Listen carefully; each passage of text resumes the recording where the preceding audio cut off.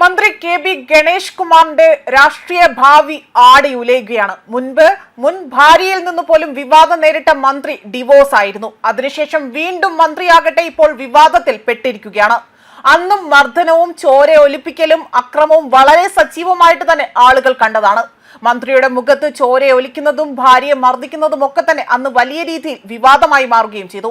വീണ്ടും മന്ത്രിയാകട്ടെ ഒരു വഴക്കിൽപ്പെട്ട് ഇപ്പോൾ രാഷ്ട്രീയ ഭാവി കൂടുതലായി ആടി ഉലയുകയാണ്. അതും ഈ നിയമസഭാ തെരഞ്ഞെടുപ്പ് പടിവാതിൽക്കൽ എത്തി നിൽക്കുന്ന മുഹൂർത്തത്തിൽ തന്നെയാണ് ഇത് സംഭവിക്കുന്നത്. കുടുംബ വഴക്കിൽ ആടി ഉലയുകയാണ്. മാത്രമല്ല മന്ത്രിയെ കാണാൻ പാടില്ലാത്ത രീതിയിൽ കണ്ടുവെന്നും ചിത്രങ്ങൾ തന്റെ പക്കലുണ്ട് എന്നതാണ് ഭാര്യ ഇപ്പോൾ വെളിപ്പെടുത്തിയിരിക്കുന്നത്. മന്ത്രി ഗണേഷ് കുമാറിനെ കുഴപ്പത്തിലാക്കിക്കൊണ്ട് ഈ കുടുംബ വഴക്ക് വലിയ രീതിയിൽ ഇപ്പോൾ വിവാദമായി മാറുകയാണ്. ഭർത്താവ് ഗണേഷ് കുമാറിനെ കാണാൻ പാടില്ലാത്ത സാഹചര്യത്തിലും രീതിയിലും താൻ കണ്ടു. തെളിവായി തന്നെ അതിന്റെ ദൃശ്യങ്ങൾ തന്റെ പക്കലുണ്ട്. വാളകത്തെ കുടുംബ വീട്ടിൽ മുന്നറിയിപ്പില്ലാതെ തന്നെ എത്തിയ ഭാര്യ കണ്ടത് നടുക്കുന്ന കാഴ്ചകളാണ് എന്നും ഈ വിവരങ്ങളെല്ലാം തന്നെ പോലീസുമായി തന്നെ അറിയിച്ചിരിക്കുകയാണ് എന്നും ഇവർ വ്യക്തമാക്കുന്നു. അതോടൊപ്പം തന്നെ മന്ത്രിയാകട്ടെ, അതായത് മന്ത്രി ഗണേഷ് കുമാറിന്റെ ഭാര്യയെ അദ്ദേഹത്തിന്റെ സ്റ്റാഫ് മർദ്ദിച്ചുവെന്നും മന്ത്രിയെ കാണാൻ പാടില്ലാത്ത സാഹചര്യത്തിൽ ഭാര്യയെ കണ്ടതാണ് ഇത്തരത്തിൽ അടിക്കാനുള്ള കാരണം എന്നതാണ് ഇപ്പോൾ ഒരു ഫേസ്ബുക്ക് കുറിപ്പ് പങ്കുവച്ചുകൊണ്ട് ഗുരുതര ആരോപണങ്ങൾ ഉന്നയിച്ചുകൊണ്ട് KSU സംസ്ഥാന വൈസ് പ്രസിഡന്റായ യദു കൃഷ്ണൻ സമൂഹ മാധ്യമങ്ങളിലൂടെ പങ്കുവച്ചിരിക്കുന്നത്. ഗണേഷ് കുമാറിന്റെ കുടുംബ വീട്ടിൽ വെച്ച് ഗണേഷിന്റെ പേഴ്സണൽ സ്റ്റാഫ് മന്ത്രിയുടെ ഭാര്യയെ മർദ്ദിച്ചതുൾപ്പെടെയുള്ള വിവരങ്ങളാണ് ഇപ്പോൾ ഈ ഫേസ്ബുക്ക് പോസ്റ്റിലൂടെ ഗുരുതരമായ ആരോപണങ്ങളായി തന്നെ പുറത്തുവിട്ടിരിക്കുന്നതും. അതേപോലെ തന്നെ മന്ത്രിയുടെ ഭാര്യയ്ക്ക് പരിക്കേൽക്കുകയും അവർ 112ലേക്ക് വിളിച്ചുകൊണ്ട് പോലീസ് എത്തുകയും ചെയ്തിട്ടുണ്ടെന്നും നടപടിയെടുക്കാൻ തയ്യാറല്ല എന്നും പോസ്റ്റിൽ പറയുന്നു. പരാതിയുടെ ഇപ്പോഴത്തെ അവസ്ഥ എന്തായെന്ന് അറിയില്ല എന്നും മന്ത്രിയുടെ വീട്ടിലെത്തിയ പോലീസിന് ഗണേഷ് കുമാറിനെതിരെ വീഡിയോ തെളിവുകൾ കൈമാറിയിട്ടുണ്ട് എന്നും നടപടിയെടുക്കാത്തത് എന്താണ് എന്നതാണ് ഈ ഫേസ്ബുക്ക് പോസ്റ്റിലൂടെ ഇവർ ചോദിച്ചിരിക്കുന്നത്.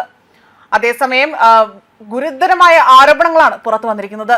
ഗണേഷ് കുമാറിനെ കാണാൻ പാടില്ലാത്ത സാഹചര്യത്തിൽ കണ്ടുവെന്നും ഇതിന്റെ എല്ലാം ഫോട്ടോകൾ എടുത്ത ഭാര്യയെ ഗണേഷ് കുമാറിന്റെ സന്തത സഹചാരികൾ തടഞ്ഞു വെച്ചുകൊണ്ട് മൊബൈൽ ഫോൺ കൈക്കലാക്കാൻ ശ്രമിച്ചുവെന്നും പോലീസ് സംഭവ സ്ഥലത്ത് എത്തിയിട്ടുണ്ടെങ്കിൽ പോലും ഇടപെടാതെ അവിടെ നിന്നും പിൻവാങ്ങുകയായിരുന്നുവെന്നും ആരോപണങ്ങൾ ഉയരുകയാണ്.